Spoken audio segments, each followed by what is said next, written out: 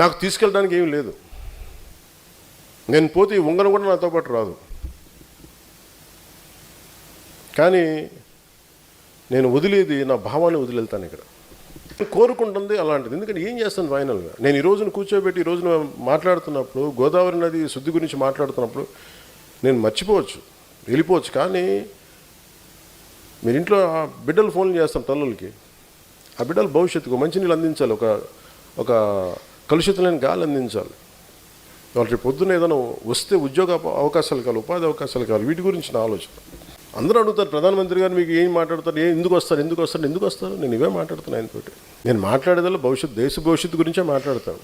అంతేగాని వాళ్ళని అరెస్ట్ చేయండి సార్, మోదీ గారు ఈయన్ని మా ఆంధ్రప్రదేశ్లో ఒక మాజీ ముఖ్యం ఆయన అరెస్ట్ చేయించండి సార్,